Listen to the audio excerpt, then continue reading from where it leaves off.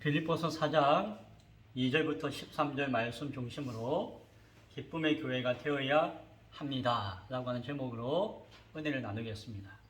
어제 제가 강릉에 볼 일이 있어서 갔다가 간 김에 커피 축제한다 해가지고 가서 커피도 좀 마시고, 커피를 마셨더니 속이 쓰려가지고 이제 옹심이가 먹고 싶어가지고 남항지 근처에 있는 옹심이 마을에 갔었어요.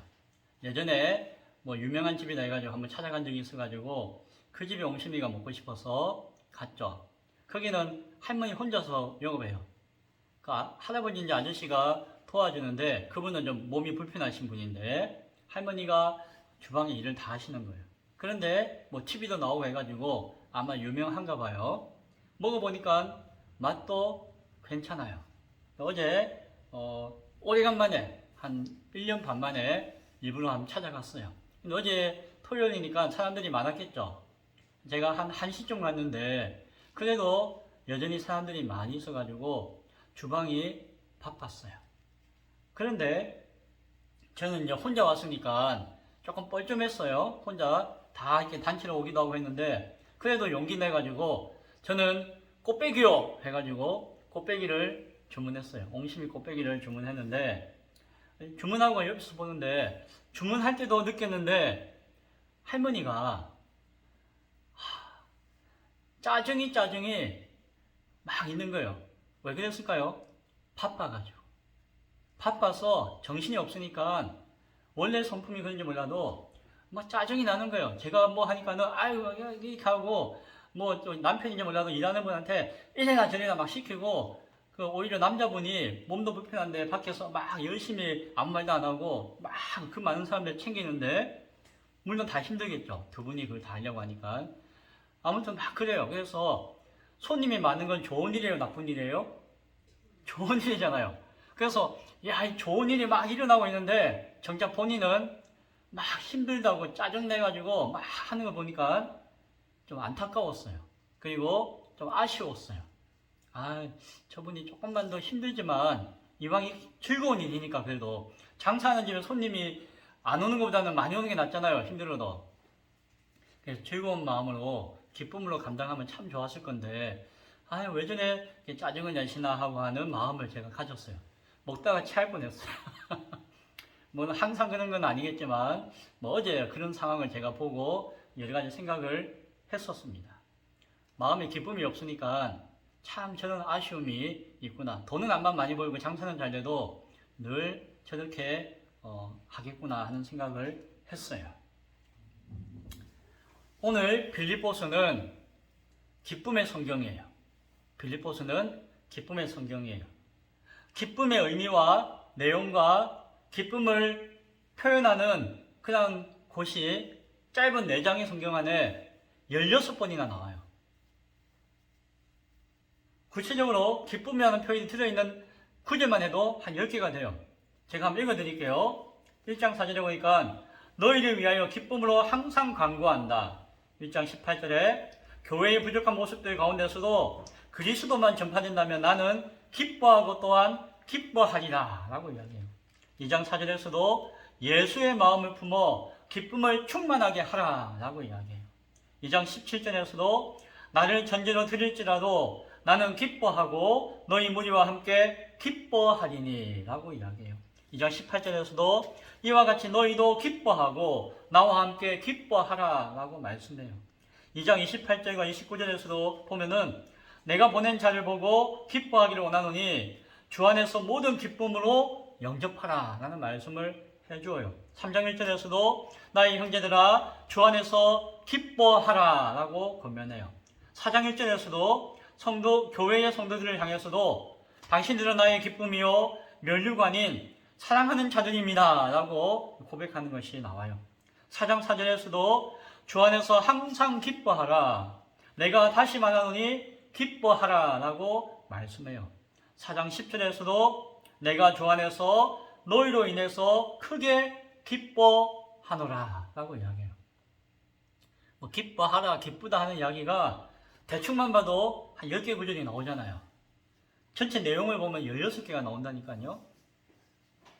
그래서 빌립보서는 우리 기쁨의 교회의 주제 성경이라고 이야기할 수도 있을 것 같아요. 그렇죠.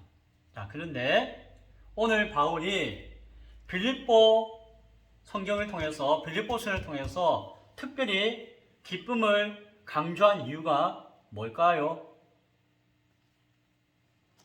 빌립보 교회가 형편이, 상황이 기뻐할 일이 너무 많기 때문에 그 교회만 생각하면 기쁨이 나 넘쳐서 기쁘다 기쁘다 라고 이야기했을까요? 빌립보 교회 기억나시죠? 우리 사도행전 16장 할 때, 20장 할 때 언급했던 교회예요. 2차 전도 여행 가운데 중요했던 교회예요.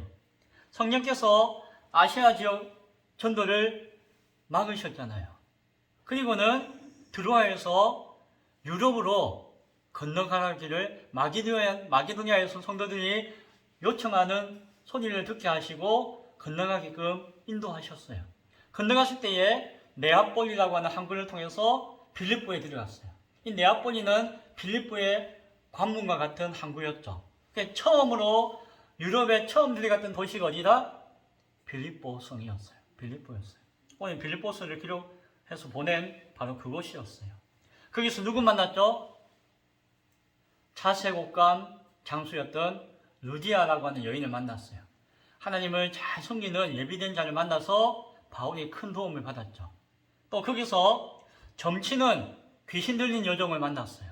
귀신 들려서 점을 치는데 아주 잘 맞추니까 그걸로 장사하는 사람들이 많았다고 했죠. 그 여자를 이용해가지고. 그런데 바울이 그 여종의 귀신을 쫓아냈죠. 그러니까 점을 못 치니까 그 여종을 이용해서 장사하던 여러 주인들이, 지분이 많은 사람들이 바울을 고발해요. 모함을 해서 고발해가지고 바울이 빌립보 감옥에 갇히는 사건이 있었어요. 어떻게 되었습니까? 밤에 감옥에 갇혔어도 하나님을 찬양하고 기도했죠. 그 가운데 큰 지진이 나가지고 옥문이 철그덩하고 다 열려버렸어요. 깜깜한 밤에. 그런데 간수가 자고 있다가 깜짝 놀라 일어나니까 문이 다 열린 것이에요. 아이고 큰일 났다. 이 죄인들이 다 도망갔구나 해가지고 자기가 문책당할까봐 어떻게 하려고 했죠? 간수가 자기가 책임지고 죽으려고 했어요. 죽으려고 했는데 멈추시오. 우리는 여기 있습니다. 라고 바울이 했고, 간수가 너무너무 귀하고 감사했잖아요.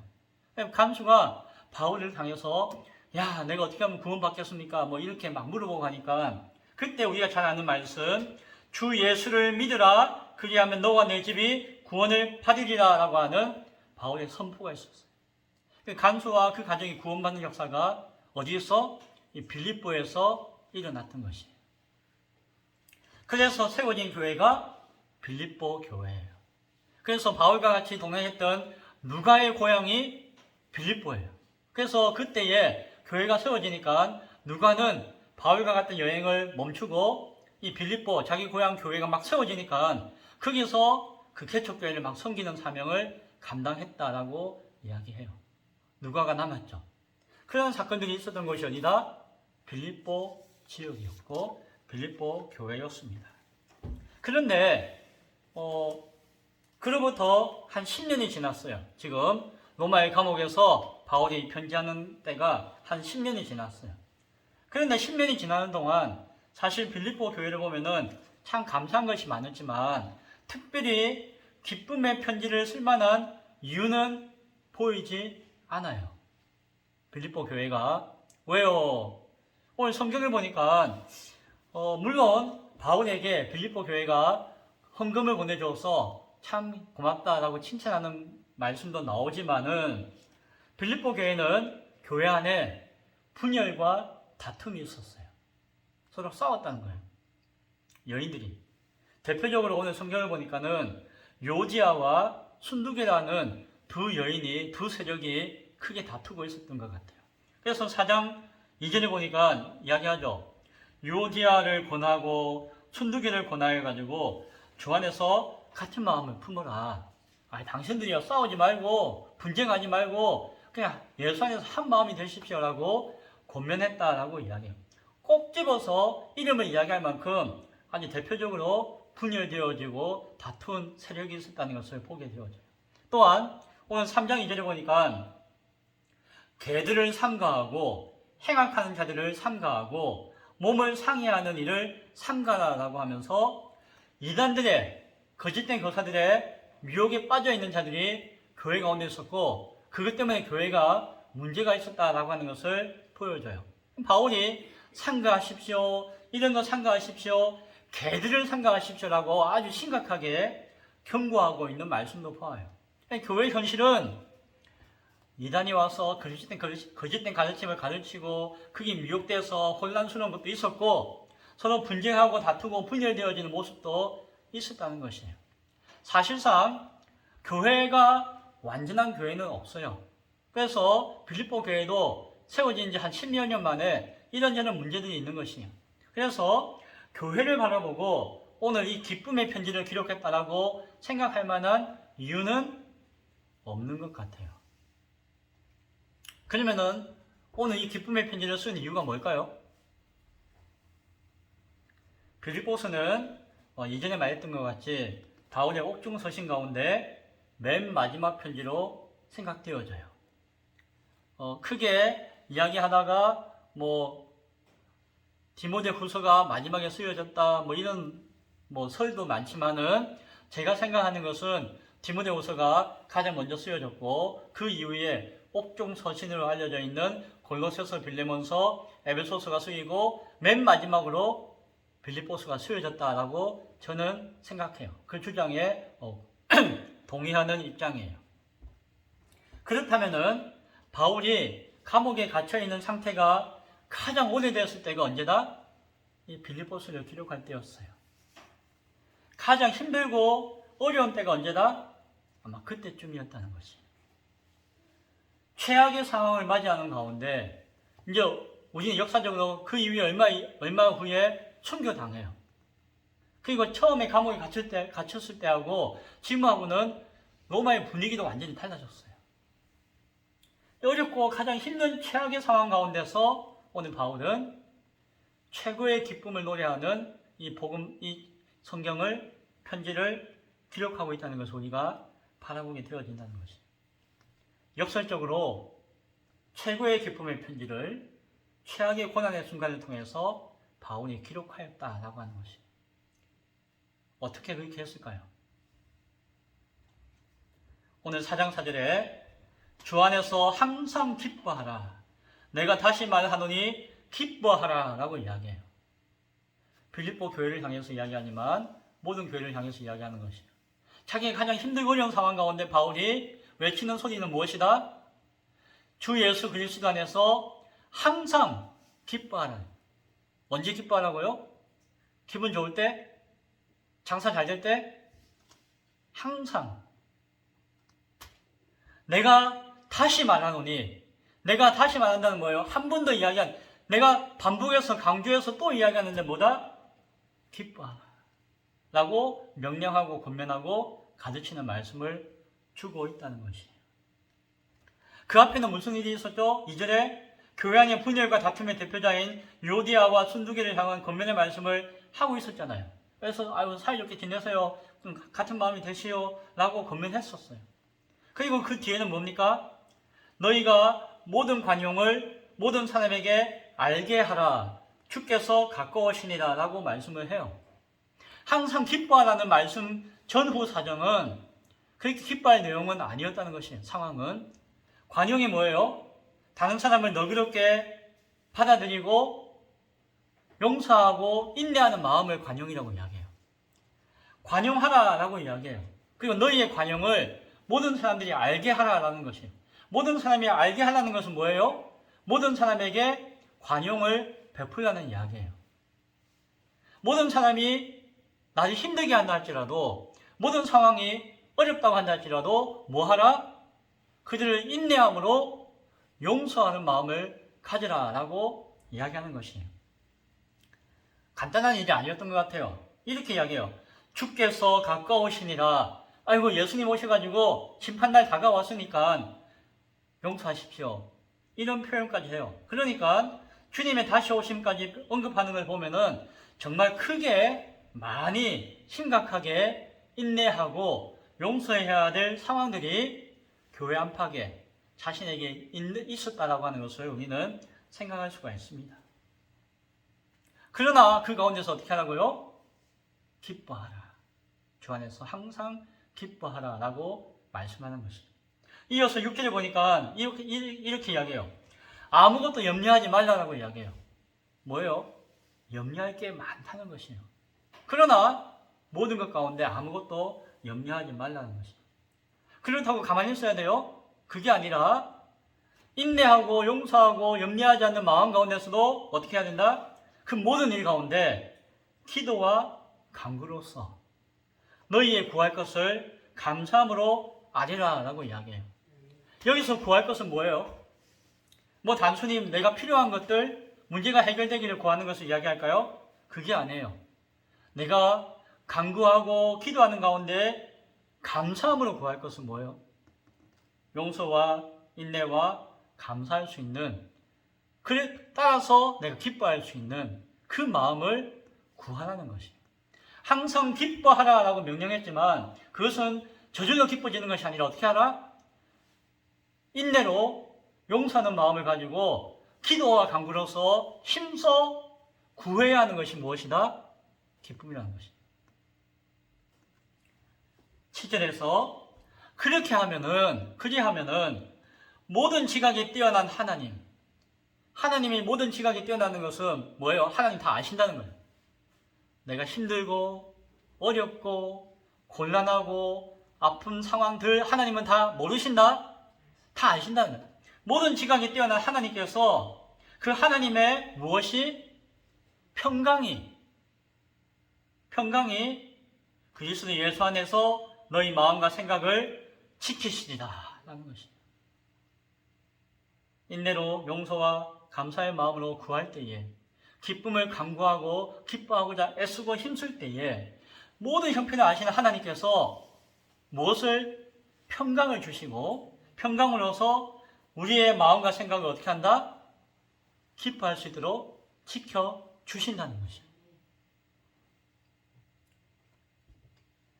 예수 안에서 우리의 미움과 다툼과 원망과 불평과 아픔과 염려의 그 모든 마음과 생각을 인내와 용서와 감사의 마음으로 변화시켜 붙들어 주시는 하나님의 그 평강이 우리에게 임할 것이다 라고 바울은 권면해 주고 있습니다.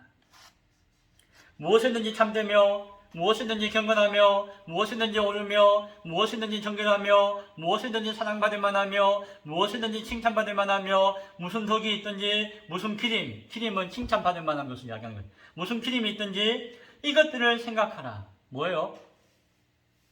교회로서 이 모든 순간마다 모든 시간마다 항상 기뻐하라고 하는 권면의 말씀을 생각하라는 것이에요. 기도와 간구와 감사함으로 하나님께 가려야 하는 그것을 생각하라, 명심하라는 것이에요. 이 말씀을 쭉 바울은 이어서 말씀해 주고 있습니다. 9절에서 너희는 내게 배우고 받고 듣고 본 바를 행하라 라는 것이에요. 바울이 지금 가르쳐주고 전해주고 들려주는 보여주는 그 모든 것들을 행하라 라는 것이에요. 그리하면 평강의 하나님이 너희와 함께 계시니라. 무슨 말씀일까요? 어떤 어려운 상황 가운데서도 주 안에서 기뻐하고자 애쓰고 항상 기뻐하기를 힘쓰고 그것을 위해 간구하고 인내하고 용서하는 마음으로 나아간다면은 바울이 가르쳤던 그 모든 것들을 행할 수 있다면은 평강의 하나님이 주시는 그 평강이 우리의 마음과 생각을 지켜주심으로 그 하나님이 우리와 함께 하신다는 것이. 오늘 빌립보서에서 기쁨을 편지하고 노래하고 있는 것은 빌립보 교회의 상황이 이유가 아니라 깊고 긴 감옥에서의 삶 가운데서도 그 속에서 새롭게 깨닫게 되어지는 그 고통과 절망과 좌절의 순간 가운데 새롭게 은혜 받게 되어지는 바울의 신앙의 고백이 담겨져 있다는 것입니다. 그전에도 깨달았지만 지금 더 깊이 깨닫는 그 크신 은혜를 기뻐하라는 말씀 가운데 바울은 가르치고 나타내고 전하고자 하는 것이다 라고 우리는 바라볼 수가 있는 것입니다. 그래서 그 사실을 우리가 안다면은 바울의 유명한 고백을 우리는 바로 깨달을 수가 있어요. 바르게 깨달을 수가 있어요. 10절에서 13절의 말씀이에요. 내가 주 안에서 크게 기뻐함은 여차여차해서 어떠한 형편이든지 나는 자족하기를 배웠기 때문이다 라고 이야기해요. 내가 기뻐하는 것은, 크게 기뻐하는 것은 무엇 때문이다? 기쁜 일이 많아서가 아니라 내가 가장 힘들고 고통스럽지만 거기서 내가 무엇을 배웠다? 어떤 형편에서든지 자족하는 것을, 내가 만족하고 감사하는 그 깊은 은혜를 내가 체험하고 배웠다라고 이야기하는 것입니다. 나는 비천에도 처할 줄 알고 풍부에도 처할 줄 알고 모든 일, 곧 배부름과 배고픔과 풍부와 궁핍에도 처할 줄 아는 무엇을? 일체의 비결을 배웠노라 라고 고백해요. 그리고 마지막으로 하는 이야기가 내게 능력 주시는 자 안에서 내가 모든 것을 할 수 있느니라 라고 하는 유명한 말씀을 하죠. 바울이 주 안에서 기뻐하는 것은 무엇 때문이다? 그 고통의 순간, 절망의 순간, 좌절의 순간이 할지라도 주 안에서 자족함을 배웠기 때문이다. 새롭게 깨달았기 때문이다 라고 이야기해요. 그래서 지금 이 순간 빌립보 교인들에게 마지막 편지를 쓰는 그 순간, 죽음을 얼마 앞둔, 순교를 얼마 앞둔 그 순간 기뻐하라 라고 말씀하고 있는 것입니다. 그것을 일체의 비결이다라고 표현했어요. 어떤 사람은 착각해요. 풍부도 경험했고 배부름을 경험했다. 그러니까 뭐 그런 것도 다 필요한 것이고 좋은 것이다 라고 그것을 긍정적으로 생각하고자 해요. 근데 바울은 내가 풍부를 경험했고 배부름을 경험했다는 것을 강조하기 위해서 그 이야기를 하기 위한 것이 아니에요. 일체의 비결을 내가 배웠다라고 표현하는 것의 핵심은 뭔가요?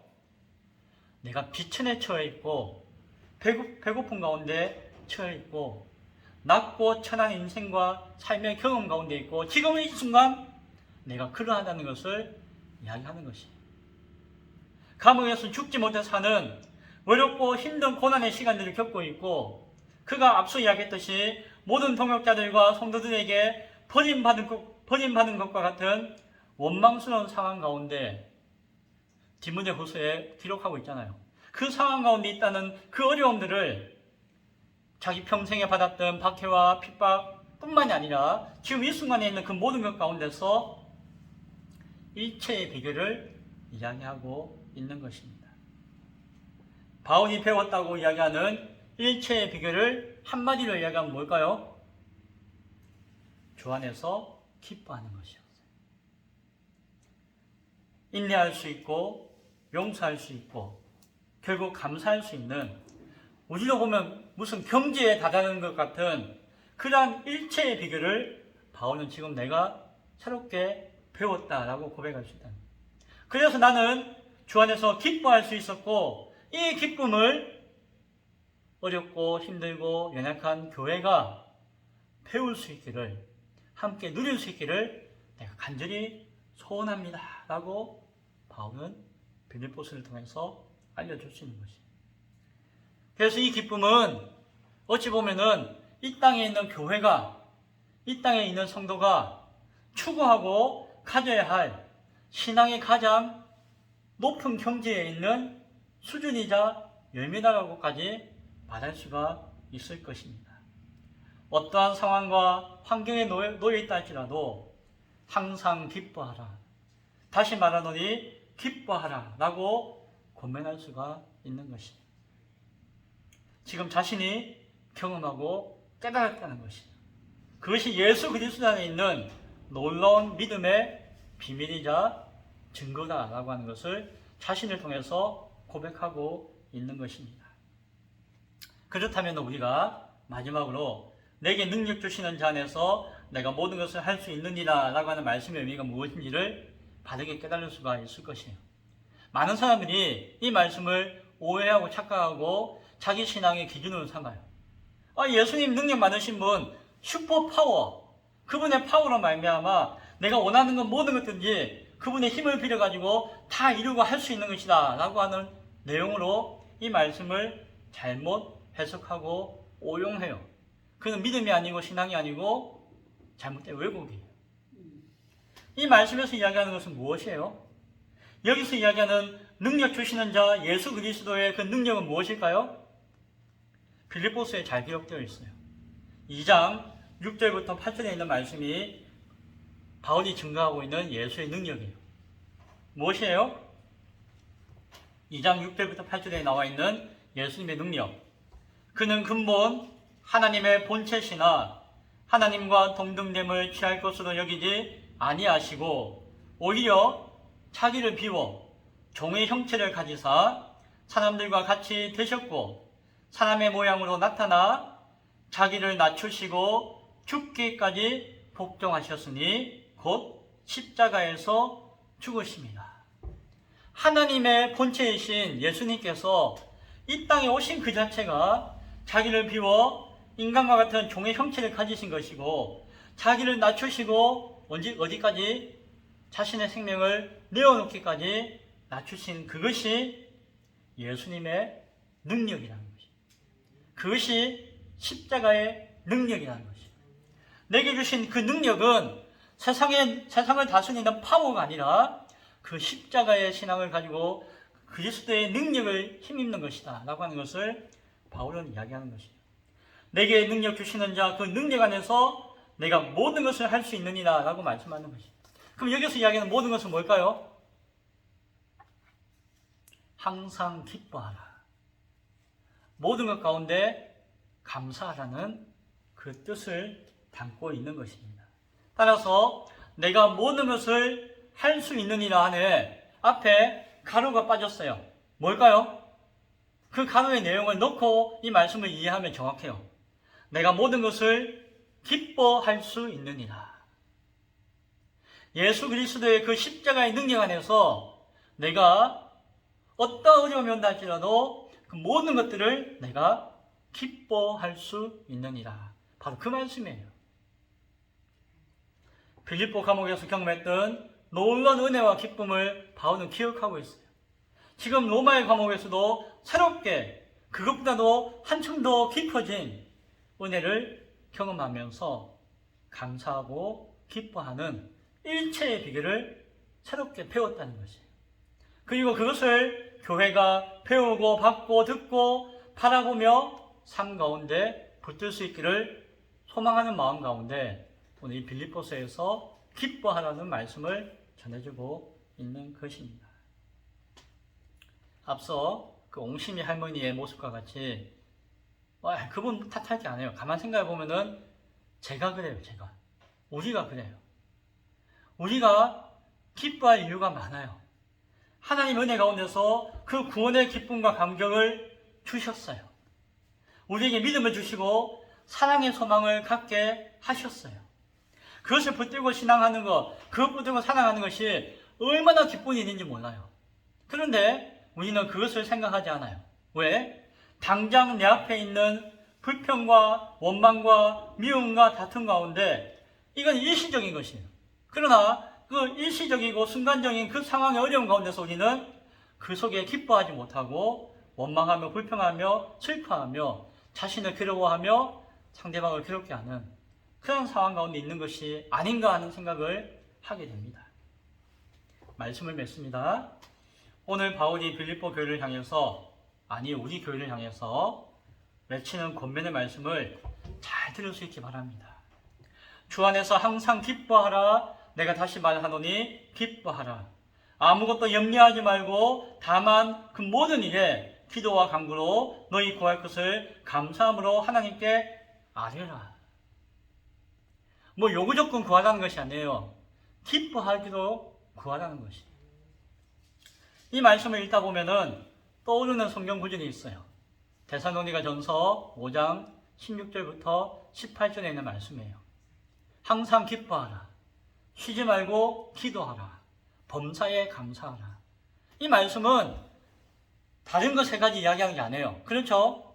오늘 빌립보서 말씀을 보면은 같은 이야기예요.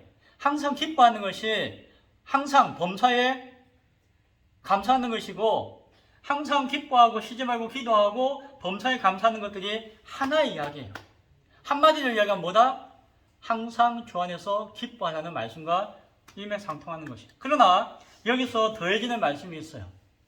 이는 그리스도 예수 안에서 너희를 향하신 하나님의 뜻이니라. 해도 되고 안 되는 이야기가 아니라, 교회가 지켜도 되고 안 지켜도 되는 이야기가 아니라, 교회가 들어도 되고 안 들어도 되는 이야기가 아니라, 이것이 무엇이다? 우리를 향한, 교회를 향한 하나님의 뜻이라는 것이에요. 저 나라, 하나님 나라 들어가기 전에, 하나님 나라 영원한 생명을 얻어 살기 전에 이 땅 가운데 화목의 사명을 통해서 살아가는 그 모습을 가운데서 하나님 우리에게 기대하고 소망하며 요구하시는 뜻이라는 것이에요. 그것이 무엇이다? 항상 기뻐하는 것이에요. 기쁨의 교회가 되어야 할 이유가 바로 여기에 있어요. 우리 교회 이름이 기쁨의 교회인 것이 얼마나 수준 높은 이름인지 생각할 수 있기 바랍니다. 우리의 상황은, 우리 현실은 비천하고 배고프고 궁핍한 영혼, 육체, 정신의 상황일지도 몰라요. 그러나 그 속에서도 기도할 수 있기 바랍니다. 간구할 수 있기 바랍니다.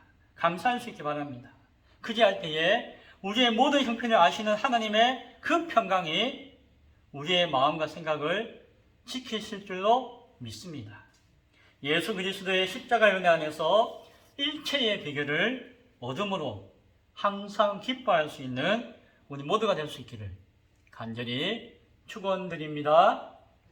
기도하겠습니다.